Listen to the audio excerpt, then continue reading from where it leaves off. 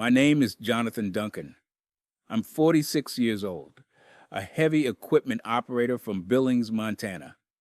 For most of my life, I believed in hard work, discipline, and keeping my head down. I'd wake up before the sun, climb into a bulldozer or excavator, and shape the earth for highways, buildings, and pipelines. It wasn't glamorous, but it provided for my family and kept my hands busy, something I was always thankful for. I wasn't always religious. I went to church when I was younger, mostly because my mom insisted. But as the years passed, life took over. Marriage, bills, kids, and job sites filled my days. God became something I vaguely acknowledged on Christmas and Easter. But that changed on the day of the accident, on the day I died. I'm telling this story because I saw something that I can't keep to myself. I saw the spiritual war we ignore. I saw the power of music, both holy and demonic. And I saw where even faithful people can go wrong without realizing it.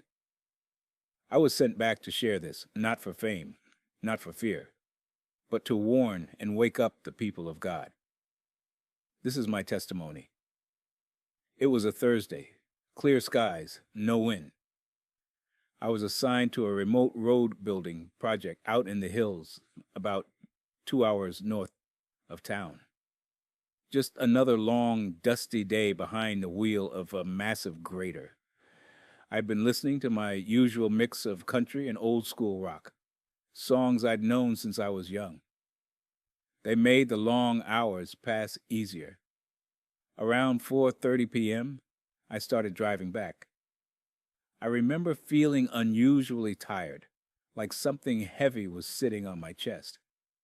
I shook it off, chalking it up to lack of sleep.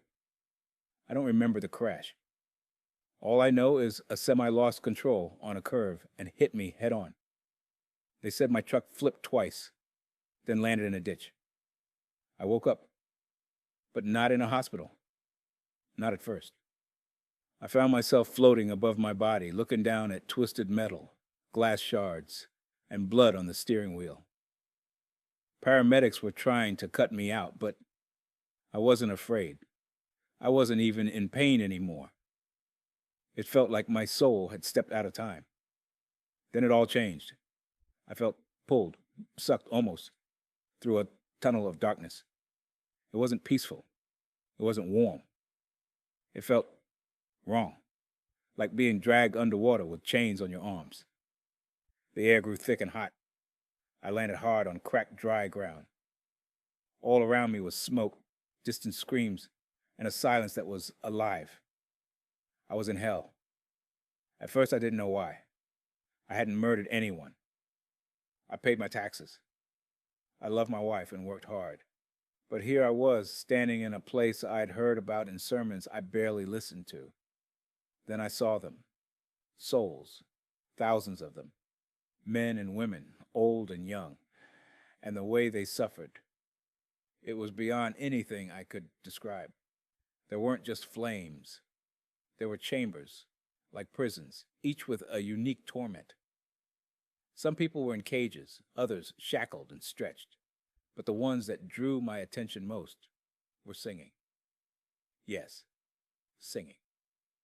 A group of souls were gathered in a circle, chained, swaying, and moaning songs. Their voices were twisted with pain, yet somehow melodic. It was like sorrow turned into music. I moved closer, and to my horror, I recognized some of the songs.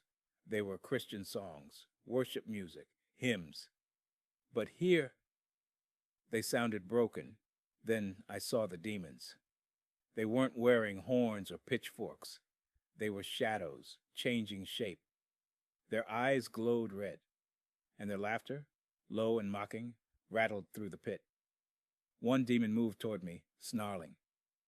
But strangely, it didn't touch me. It circled, then hissed, "You're not staying. Yet. But watch. Learn. Remember." Then it pointed toward the singing souls and said something I'll never forget. These were worshipers. These were faithful ones. They sang in churches. They prayed. But they let music become their God. My stomach twisted. I didn't understand. How could singing worship songs lead someone here? Another demon joined, laughing cruelly. We corrupted the melodies. They welcomed us in, one song at a time. Emotions replaced spirit. Feelings replaced truth. They never noticed when the focus shifted. And now they sing our praise forever. I stood there, frozen. The realization hit me like a wrecking ball. These weren't people who abandoned God entirely. They were misled, distracted, seduced by music that felt good but didn't carry the Spirit of God, music that stirred the flesh, not the soul. They had traded reverence for rhythm, holiness for harmony. I thought of my own life, the songs I played in my truck, the lyrics I never questioned, the artists I supported because they had a good beat, even though their lives screamed rebellion.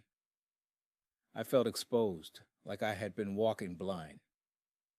Then a presence appeared beside me, not dark but bright, calm, powerful. A man dressed in simple white, glowing not with fire but with peace. His voice was deep but gentle. "You were given a second chance," he said, "because your heart is still tender. But many do not realize the danger." I asked him, "Why are they here?" "They served God," he replied. "They served in the flesh. They let what was meant to glorify me be used to feed themselves. They stopped discerning the spirit of the music. They welcomed the enemy into worship through ignorance." He touched my shoulder. "Go back, Jonathan. Tell them. Warn my people. The enemy has found a subtle way in, and he is using music as a Trojan horse." With that, everything went dark. When I opened my eyes, I was in the hospital. My ribs were broken, my legs in casts, but my soul was awake. I wept, not from pain, but from the weight of what I had seen. I had been to hell. I had heard the voices of the deceived. I had felt the sorrow of souls who truly believed they were safe, only to find themselves lost because they didn't discern the spirit behind their worship. That's why I'm telling you this. Not to scare you, not to judge, but to plead with you. Because what I saw was real, and it's only the beginning. Lying in the hospital bed, I had plenty of time to think. My body was broken, but my spirit was alive in a way I'd never felt before. The words of that messenger echoed in my soul. "Go back, Jonathan. Tell them. Warn my people." I'd been given a glimpse. No, more than a glimpse. I had walked through the consequences of a subtle deception that many Christians ignore. And now, I couldn't go back to life as usual. The doctors said I should have died. Internal bleeding, spinal trauma, brain swelling. The list went on. They were stunned that I was awake, alert, and speaking clearly. But I knew why I survived. It wasn't luck. It wasn't science. It was God. He allowed me to come back to deliver this message. Let me tell you the rest of what I saw. After the messenger gave me that warning, he took me by the hand. Suddenly, the smoky, hellish atmosphere disappeared, and we were standing in a space so bright it made my eyes ache. Not white light, but golden, alive. It was heaven. I wasn't allowed to walk far. I could see what looked like a city in the distance, glowing with purity. But the messenger kept me near what he called the threshold of praise, a place where heavenly music flowed constantly. Unlike earth's music, it didn't just fill your ears. It filled your being. Every note glorified God. Every rhythm moved in harmony with the Spirit. The music wasn't just beautiful, it was holy. And most of it didn't even have words. It spoke directly to the soul, I fell to my knees. I had never felt such joy, such peace. And then the messenger spoke again. This is what worship was always meant to be, he said. Not a performance, not a show, but a communion. I asked him, why are so many churches missing this? He looked at me with sorrow in his eyes. Because many have traded the presence for popularity. They chase feelings, not holiness. And the enemy uses music, because music reaches where words cannot. He showed me something next that haunts me still. I saw churches, hundreds of them, all around the world. Some small, some mega churches. Inside, people were raising their hands, singing, clapping. On the outside, it looked good. But in many, I could see shadows moving along the stage behind the instruments.